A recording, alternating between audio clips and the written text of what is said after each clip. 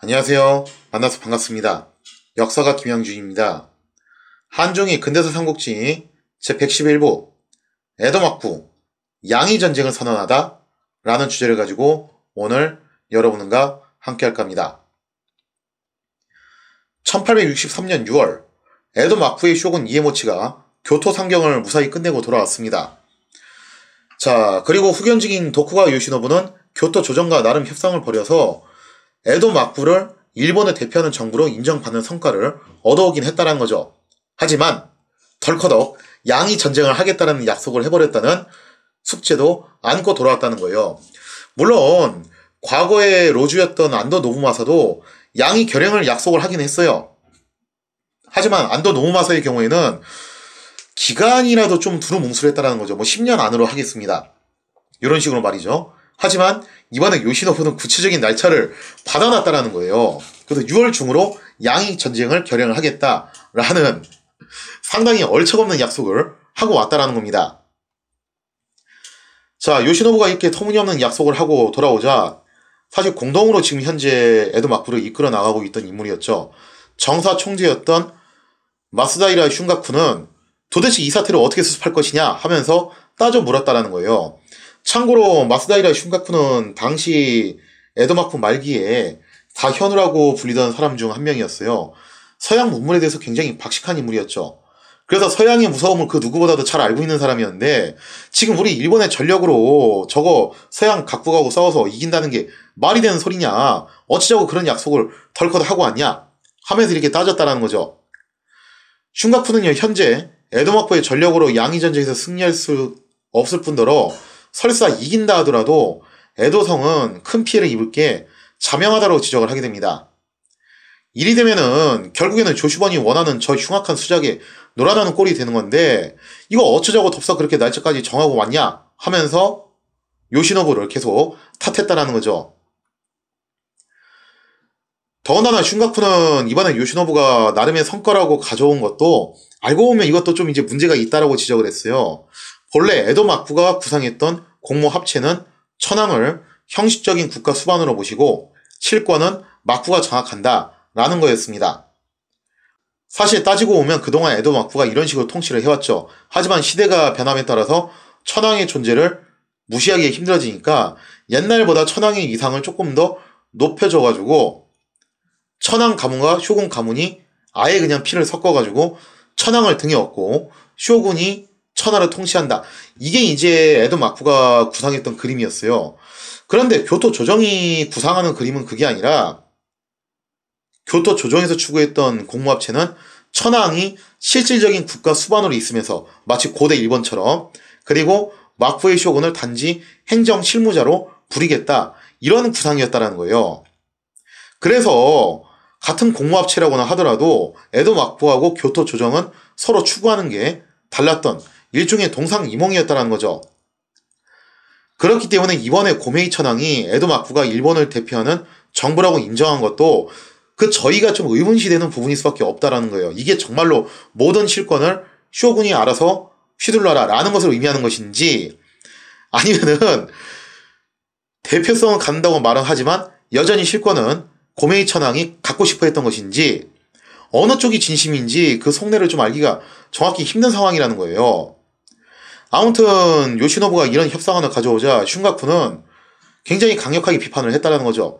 지금 가만 보면은 성과라고 한 것도 두루뭉술하기 짝이었고 더군다나 양이전쟁 결행 날짜를 이렇게 덥석 받아왔으니 어떻게 할 거냐 이거 뒷수습을.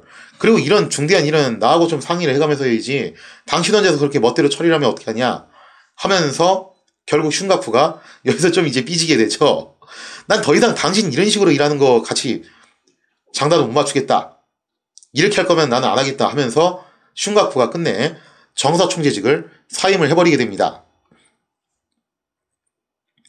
슌가쿠가 정사총재직을 사임을 하자 에도막부 내에서도 요시노부에 대한 비난 여론이 막 들끓어오르기 시작해요.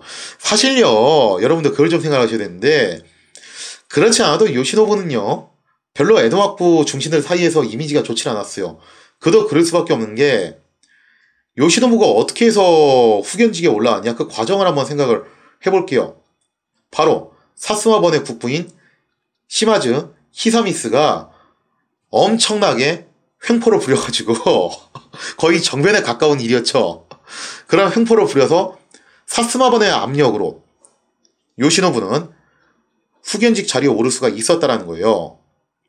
거기다가 또 지나간 역사를 돌이켜봤을 때 이 나오스케를 암살했던 바로 그 18명의 낭인들이 출신들이 알고 보면은 미토본 출신이 아니냐 이거죠. 그러면은 이게 요시노부의 지시를 받고서 벌인 일이 아니라는 보장이 또 어디 있냐 이거예요. 물론 본인은 아니라고 하겠지만. 자, 그래서 이제 막부의 중신들은 가뜩이나 요시노부를 탐탁치 않게 여기고 있었던 차에 교토 조정과 이런 황당무계한 약속까지 하고 온 요시노부에 대해서 굉장히 불신을 하게 됩니다. 그러면서 이제 뭐라고 수군대기 시작하냐면은 결국에는 요시노부가 막부를 들어가지고 천황에게 바치려는 수작 아니냐. 끝내 미토본이 우리 도쿠가 가문을 망치려고 한다. 이런 식으로 이제 수군대기 시작을 했다라는 거죠. 자, 지금 요시노부 입장에서는 진퇴양난이에요. 천황은 지금 당장 양이 전쟁을 결행하라고 저러고 있고, 그 다음 내부적으로는 막부의 중신들이 자기를 불신하고 있고, 이런 상황인데, 일단 지금 요시노부 입장에서 급한 것은 양이 전쟁 결행 문제를 어떻게 모면할 것이냐. 이게 지금 현실적인 눈앞에 직면한 문제라는 거죠. 자, 그래서 요시노부는 이런 식으로 이제 작전을 짜요. 여기에 대해서 나름의 이제 작전이 있긴 있었는데, 그게 뭐였냐? 요시노부는요, 쇼군 이에모치한테 이렇게 얘기합니다. 당분간 쇼군께서 건강이 좋지 않다는 핑계를 대고서 요양할 것을 권했다는 거예요. 왜냐면은 원래 6월 중으로 고메이 천황이 직접 어검을 수여해가지고 쇼군이 양이 전쟁 출정식을 가질 예정이었어요. 그리고 나서 양이 전쟁을 본격적으로 선포할 수순이었는데 여기서 쇼군 이에모치가 꾀병을 연기를 하면은 이거 출정식이 취소되지 않겠냐. 그래서 일단 시간이라도 벌어보자고서 이렇게 건의를 했다는 거죠. 아, 그리고 요것은 어느 정도 먹혀들게 됩니다. 왜냐면은 쇼군 이에모치가 병약하다는 것은 뭐 천하가 다 아는 사실이라 가지고 적절히 이제 이에모치가 꾀병 연기를 한 덕에 꾀병이 아니라 정말로 어디가 아팠을 수도 있어요. 하여튼 그랬던 덕에 일단은 출정식은 취소를 할 수가 있었다는 거죠.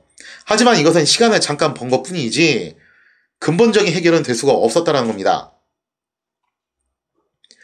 자, 이렇게 해서 쇼군이 꾀병을 부려가지고 출정식을 피하는 사이 요시노부는 은밀하게 서양 각국과 접선을 시작합니다. 요시노부는 명목상으로는 이렇게 이제 접선을 했어요. 도막파 낭인들이 서양에 대한 공격이 계속 이어지고 있었거든요. 그래서 거기에 대한 피해 보상 문제를 위해서 협상을 한다라는 그런 명분을 가지고서 영국 대사를 비롯한 서양 각국 대사들하고 접촉을 했다는 거죠. 자, 그 중에서 이제 핵심은 사실 영국 대사였는데, 영국 대사를 만난 요시노부는 이렇게 이제 해명을 해요. 지금 세간에 일본이 조만간 양이 전쟁을 수행할 것이라는 소문이 자자한데, 그거는 지금 내부 사정 때문에 어쩔 수 없이 외치는 거창한 구호일 뿐이다. 실제로 할 건 아니다. 그러니까 이 점을 좀 미리 양해해달라라고 그렇게 해명을 했다라는 거죠. 그러나 한편 요시노부는 계속 교토 조정에 공문을 보내서 지금 쇼군이 몸이 좀 편찮아가지고 당장 결행은 못할 뿐이지 쇼군의 건강만 회복되면은 가까운 시일 내에 양이 전쟁을 수행을 하겠습니다. 그러니까 걱정하지 마십시오.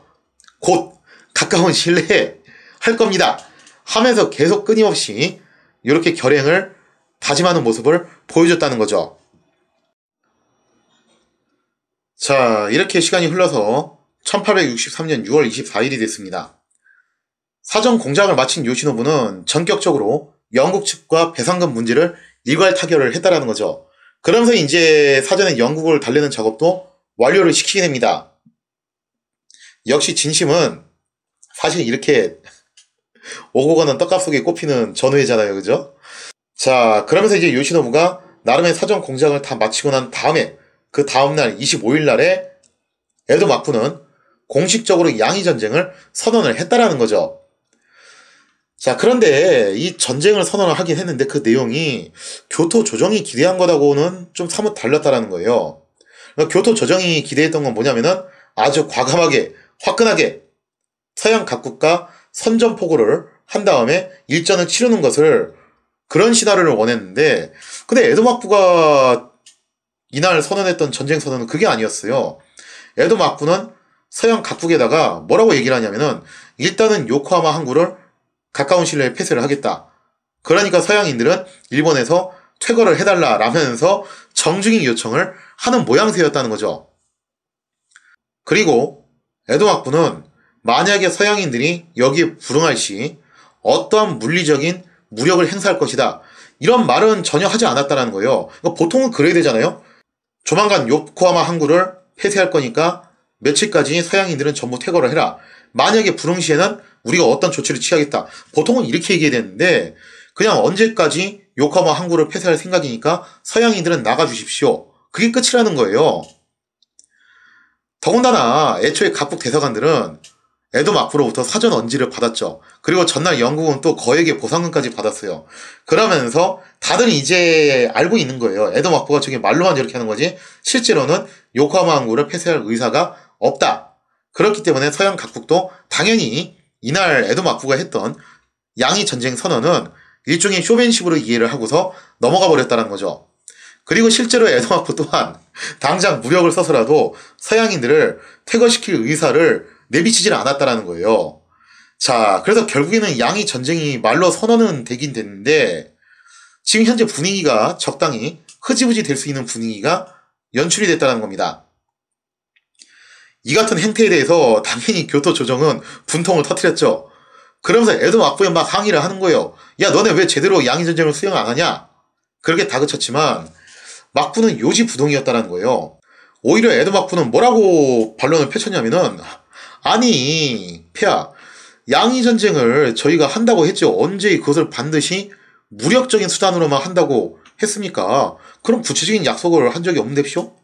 그리고 손자병법을 보면은 싸우지 않고 이기는 것이 최고가 아닙니까? 협상을 통해서 양의를 달성할 수 있다면은 그게 최선이 아닙니까? 그러니까 좀 기다려보시죠. 이런 식으로 이제 뻔뻔하게 나왔다라는 거죠. 자, 그리고 또 이제 에도 막부가 각 지방 다이메들한테도 또 이제 사전 작업을 다 걸게 되는데 사실 각 지방의 다이메들도요. 만약 정말로 양이 전쟁이 일어날 경우에 조슈번처럼 이걸 원하는 번들도 있었겠지만 그렇지 않은 번들도 많았어요. 왜냐면은 공연히 전쟁이 일어나서 이게 에도만 공격당한다는 보장이 또 어딨냐 이거죠. 혹시라도 서양 군대가 자기네 번에 쳐들어올지 또 모를 일이잖아요. 불똥이 어느 쪽으로 튈지 모른다라는 거예요. 그래서 특히 힘이 없는 번이거나 이런 전쟁을 좀 이제 꺼려하는 번들의 경우에는 아싸리 잘 됐다. 에도 막부가 저런 식으로 본질이 흐려질 때까지 뭉개다 보면은 뭐 결국에는 이게 흐지부지 없었던 일로 되지 않겠냐. 그러면서 내심 이거를 또 반기는 분위기도 있었다라는 거죠. 자, 이렇게 양이 전쟁 선언은 결국 요시노부의 계획대로 흐지부지 행으로 가게 됩니다. 그리고 개항장에서는 여느 때와 같이 서양 각국과 일본 사이에서 평화로운 교류가 계속 이어졌다는 거죠. 하지만 조슈버는 에도 막부가 이런 얕은 수작을 부려가지고 자신들의 계획이 크게 어그러지자 당연히 격노할 수밖에 없게 됐어요. 왜냐면 자신들이 원하는 시나리오 그림이 이게 아니었거든요. 보면서 계속 이제 뒷골이 땡기는 거예요. 이게 아닌데 이렇게 되면 안 되는데 이거 어떻게 하지? 하는 거죠. 자, 그러면서 조슈번이 여기서 극단적인 선택을 하게 되는데 하여튼 조슈번은 이 이후로도 계속해서 도박 근성이 굉장히 강해요. 얘들은 패망하는 그 순간까지 그냥 도박 근성을 보여주게 되는데 여기서도 그렇습니다. 조슈번은 어떤 판단을 내리냐? 이렇게 된 이상 어쩔 수 없다. 에도 막부가 저런 식으로 발을 빼려고 하니까 우리가 먼저 선빵을 쳐서라도 양이 전쟁의 포문을 열어 제껴서 에도 막부가 어쩔 수 없이 전쟁의 포화 속으로 빨려 들어가게끔 해야 된다라고 하면서 정말 무모하기 짝이 없게도 단독으로 양이 전쟁을 선언을 하게 됩니다. 아마 여기서 조슈번이 노린 효과는 둘 중 하나였을 거예요. 조슈번은 요걸 말하고 싶었겠죠. 저 쫄보 막부가 제대로 전쟁을 수행하지 않고 있는데 우리 조슈번이야말로 진정한 존왕양이를 추구하는 충신 중에 충신이다. 우리가 일본을 캐리하겠다. 한번 우리가 용감하게 싸우는 것을 전 다이메들이 지켜봐라. 그러면서 스포트라이트를 자신들이 받는다는 점. 그 다음 또 두 번째로 이렇게 함으로써 에도 막부가 어쩔 수 없이 양이 전쟁에 동참할 수도 있다는 점. 만약에 어쩔 수 없이 에도 막부가 양이 전쟁에 동참한다 하더라도 어쨌든 전쟁의 첫 포문을 조슈번이 열었기 때문에 향후 전국을 이끌어 나가는 데 있어서 조슈번이 계속해서 주도권을 잡을 것은 분명하다는 거죠. 자, 그러면서 이제 나름 좀 이제 이런 노림수를 가지고서 조슈번이 거하게 사고를 치게 되면서 일본 전국은 또다시 크게 요동을 치게 됐다는 거죠. 과연 조슈번의 양이 전쟁은 성공을 거둘 수 있을 것인가? 거기에 대한 이야기는 다음 시간에 이어서 계속하도록 하겠습니다.